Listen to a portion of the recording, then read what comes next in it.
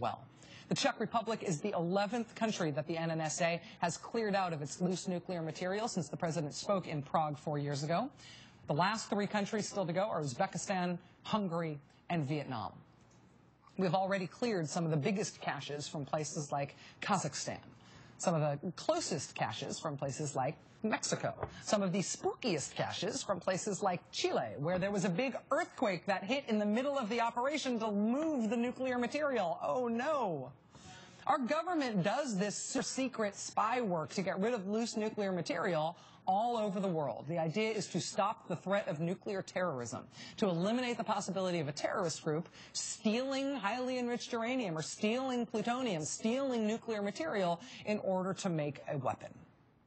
With this latest completion in the Czech Republic, the NNSA says they will meet the president's goal of clearing out all of the world's loose nuclear material by the end of the year, which was what he promised. Woohoo!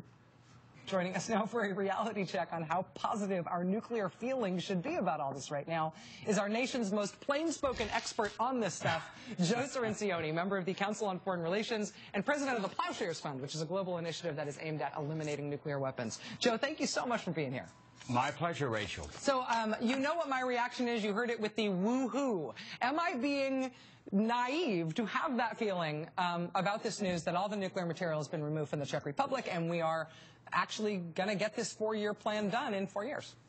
I don't know if we're going to get it in 4 years, but we're well on our way, and the president deserves high marks for building the international cooperation that allows you to do an operation like this. Even something like this requires 3 nations, including the cooperation of Russia. So this is probably the area of the president's nuclear agenda where he's made the most progress. Well, one of the godfathers of this whole idea, this whole program that the United States should take the lead and work with Russia to lock up loose nukes around the world, is, of course, former Senator Sam Nunn. And he has just shared a new report that says, okay, what we have to do next, right now, is pare way down on nuclear weapons, saying there's too many nuclear missiles stuck in a Cold War, ready-to-launch system that we don't need anymore. We shouldn't be modernizing it. We should be pruning that system back drastically. Do you think that President Obama is going to do that?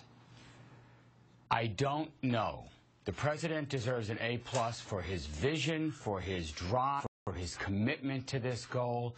But the whole enterprise, frankly, is on the verge of an embarrassing collapse. Very little, aside from the work you just cited, has been done over the last 2 years to advance the rest of the agenda, to reduce the role and numbers of nuclear weapons in the world, to get U.S. nuclear policy and posture out of its Cold War framework. That's why you see Sam Nunn and Des Brown and other diplomats joining and saying, now's the time. It's running out. You built the foundation. Now you have to erect the house. You've got to get the other countries of the world involved. You have to motivate your own staff, which often is dragging their feet and shaking their heads about the president's agenda. Get your own staff to get behind this and push this through over the next 4 years. This is your chance to fundamentally make the security of the United States and the world improved. When the president did get the Senate to sign off on reducing the number of nuclear weapons in the last START treaty, the thing that he traded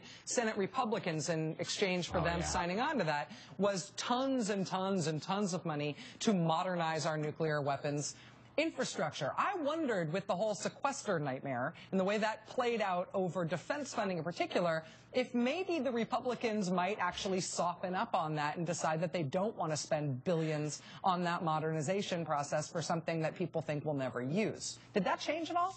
Well, you see a split in the Republican ranks between the defense hawks, who are pushing for more nuclear spending, more nuclear weapons, and the budget hawks, who actually are okay with the defense budget coming down and are looking for savings. And this is the critical time. Over this term of President Obama, the next 2 to 3 years, we're going to make decisions on new contracts, whether we're going to replace the entire generation of missiles and bombers and submarines at a cost of at least $500 billion about $500 billion to replace this. That's something that many deficit hawks aren't going to want to be part of. But the president so far has not slowed down any of these contracts. He hasn't revamped the U.S. nuclear posture. He hasn't told the military what we need these nuclear weapons for. The next few months will be the telling moment on whether the president's agenda succeeds or fails. Joe, on this subject broadly, the nuclear thing that everybody's freaked out about right now is, of course, North Korea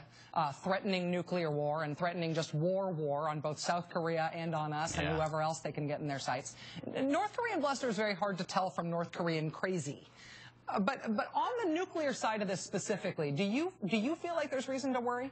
No, this is fundamentally not a nuclear threat from North Korea, certainly not for the United States, for North America, for Europe. They don't have long-range missiles that can reach us. They don't have warheads that can fit and survive a launch from any of these missiles. It is fundamentally a conventional situation. You're worried that with tensions on the peninsula building, you might get an incident, a trigger that could result in an exchange of fire that could escalate into a war that neither side truly wants. Joe Cirincione, president of the Plowshares Fund, member of the Council on Foreign Relations. Joe, it is always both reassuring and also a little spooky to have you here because of the stuff that we talk about. But thank you for being here tonight. Thank you, Rachel. Thanks. All right. Iran, Syria.